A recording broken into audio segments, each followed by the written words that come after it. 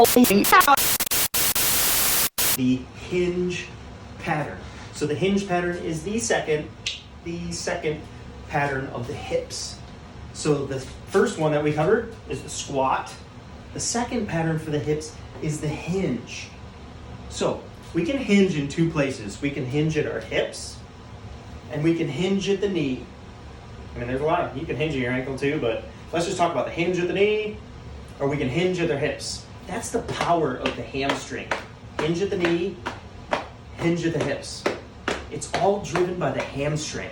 Okay, so the hinge pattern is for your hamstring and your glutes. Now, we sit on the hamstrings and the glutes every day, all day.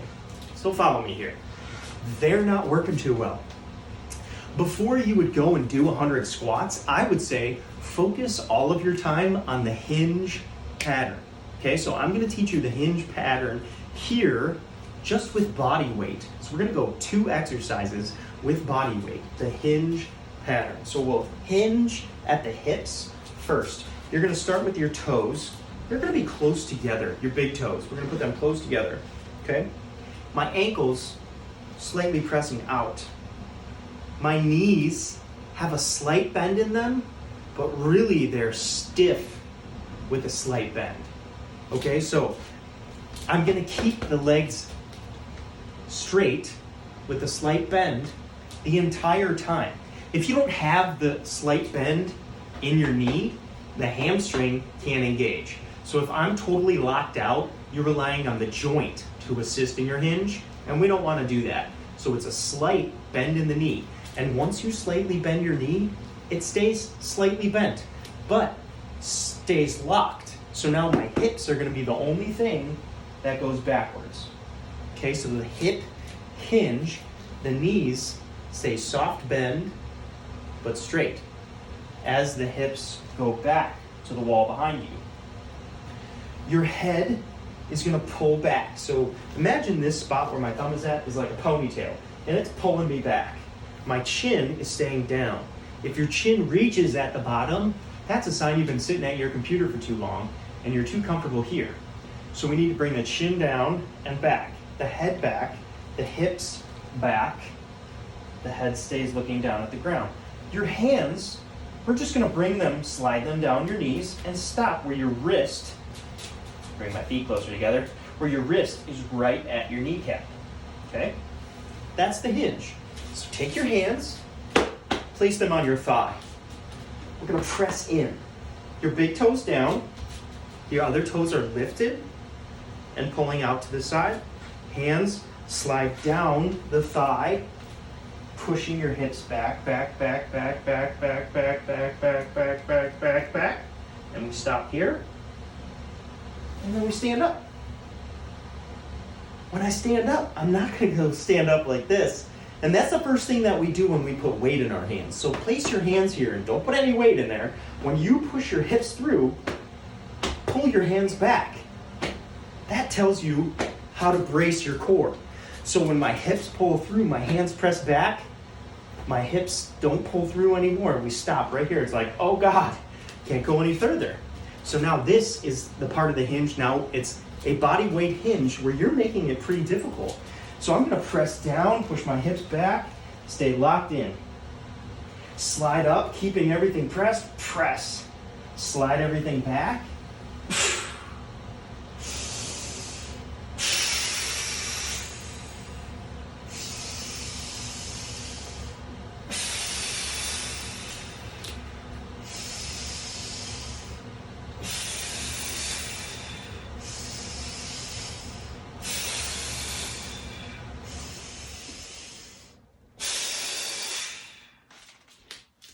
Hinge at the hips. You see, I'm over exaggerating my breathing so that you can hear it, but you follow me?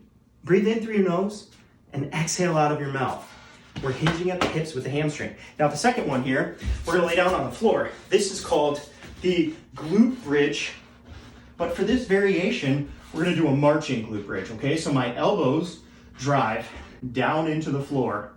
My hands stay nice and open, drive down into the floor. My thumb and my pinky reach away from each other to initiate all good muscle engagement in the hand, and you're slightly rounding your hand like you have a basketball. So that engages all of the muscles in the hand, and we're gonna drive down into the floor. Drive down into the floor. Your hips drive up. Notice I'm lifting my toes up.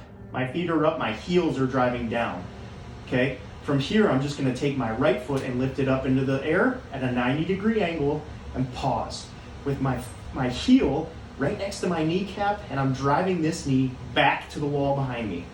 Okay, so my elbows are driving down. I've got an imaginary ball in my hand and I'm squeezing it and pressing down. My knee's driving forward and I'm just holding here. 10, 9, 8, 7, drive your knees, 6, 5, 4, 3, 2, 1. We're coming down and we're gonna switch sides. So I'm still driving my elbows into the floor, my shoulders into the floor, my head, my ponytail now is driving into the floor, my chin's pressing down, holy shit. Then this one comes up, I'm gonna bring the left up, readjust my right, staying up on the heel, the knee drives to the wall, so drive.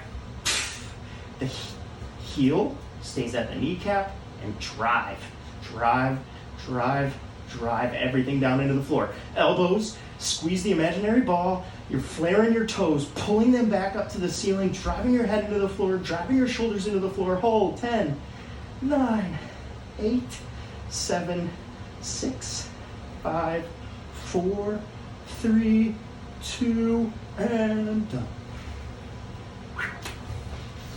So, those are 2 body weight variations on the hinge pattern that if you practice right now, I swear, holy smokes, will they light you up.